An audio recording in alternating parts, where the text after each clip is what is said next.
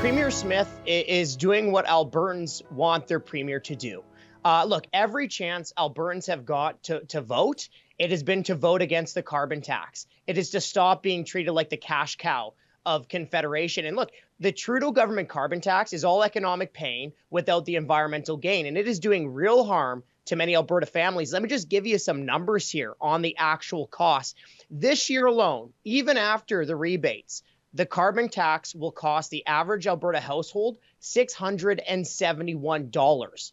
That's from the government's own independent budget watchdog. But of course, it's getting worse because the Trudeau government is going to continue to crank up the carbon tax to nearly 40 cents per liter of gas by 2030. So if you look from now all the way through 2030, the carbon tax will cost the average Alberta household about $13,000 over that time period, even after the rebates.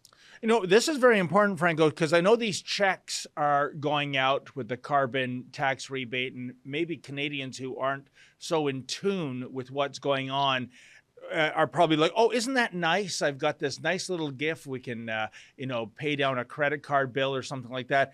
And yet what you're saying is that net, you are running negative $671. I'm just wondering, is there really an awareness when it comes to the numbers you've crunched amongst, just regular Canadians out there, Franco? Well, here's the problem. You have the federal government playing word games with Canadians. We've heard the Trudeau government time and again mislead Canadians, saying that the carbon tax and rebates will make families better off. Well, the parliamentary budget officer, that's the government's independent, nonpartisan budget watchdog, is showing that the Trudeau government is using magic math. Let me just repeat the numbers one more time because it is so staggering. This year, net, even after the rebates, the carbon tax will cost the average household $671. From now through to 2030, the Trudeau government carbon tax will cost the average Alberta household more than $13,000 between now through 2030, even after the rebate. So the Trudeau government is running around increasing the price of gasoline, and to add insult to injury, misleading Canadians. You know, it's amazing, Franco, because I harken back a few years ago. It was just during the aftermath of the Jody Wilson-Raybould scandal and SNC-Lavalin, and you had Trudeau and senior Liberals in Toronto at the Music Hall. It was really kind of like a political campaign event. And Catherine McKenna, who then I guess the Minister of the Environment and Climate Change, she was selling the carbon tax, and basically her pitch, and I couldn't believe it, was hands up everybody here who is against pollution. Well, of course, no reasonable person is going to go, no, I'm for pollution, but that's not what the carbon tax is about. But that's how these Liberals are selling it. What are your thoughts, my friend? All economic pain, no environmental gain. Right on the West Coast, you have British Columbia, which has had the highest carbon tax in Canada for years. And what have emissions done? Well, they continued to go up and up.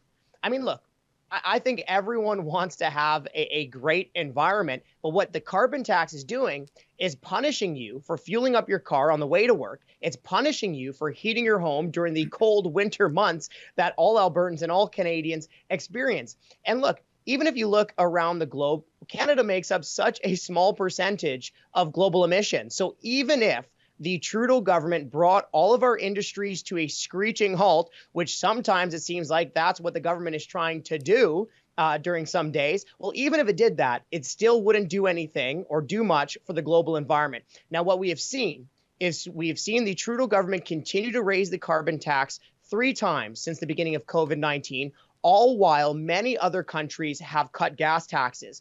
Australia cut its gas tax in half. You had the United Kingdom announce big-time gas tax relief. You had the Netherlands. You had South Korea announce gas tax relief as well. So while Ottawa continues to raise our tax bills, other countries are cutting gas taxes. I want to take a deep dive into that issue too, Franco, because if you look at the price of a liter of gas in Canada, and 'twas ever thus going back decades, so much of that price that you're paying is taxes of one kind or another. And originally, the reason for those taxes going on to those gallons and then liters of gas was that it was to maintain existing roads and build new roads. But we all know all that money, all those billions goes into that nebulous black hole called general revenues. So I guess what I'm saying is that if I knew I was paying carbon tax on a liter of gas and it was to build more road infrastructure, I might have a soft spot in my heart for that. But that's not the case at all, is it? Well, and let's just remember that the carbon tax is being layered on to the fuel tax, right? So we're seeing a layering of cost after cost after cost at the worst possible time. And, I hate to be the bearer of even more bad news, but the Trudeau government is getting ready to hammer Canadians next year with a second carbon tax through fuel regulations. Okay, and that will increase the price of gasoline by up to 13 cents a liter by 2030. Now, there is no rebates coming with the second carbon tax, and the second carbon tax is not replacing the current one, is being layered on top. Now, you know what? Let's get back to what's going on in Alberta. Premier Smith, she's right to stick up for Albertans against those money-hungry politicians in Ottawa, but she has to go even further to protect Alberta taxpayers, because she needs to protect Albertans from money-hungry politicians at home. And the best way for her to do that is to live up to a 2019 United Conservative election promise to expand the Provincial Taxpayer Protection Act to also include the carbon tax. What you just saw was an excerpt from my nightly show, The Ezra Levant Show. Every weekday, I do a monologue.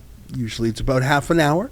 Then I interview an interesting guest, and then we read my hate mail or my fan mail, whichever is more fun. It's only available behind a paywall, though. That's how we pay our bills here at Rebel News. We don't take a dime from Justin Trudeau. But the good news is it's only $8 a month, about half the price of Netflix. And in addition to my nightly show, you also get weekly shows from 4 other friends here at Rebel News. So you're getting 36 shows a month just for $8. I think it's worth it. And even if you're not quite sure, do it anyways, because we rely on viewers like you to keep us free and independent. I promise you I'll never take a dime from Trudeau. Just go to rebelnewsplus.com and click subscribe. Thanks.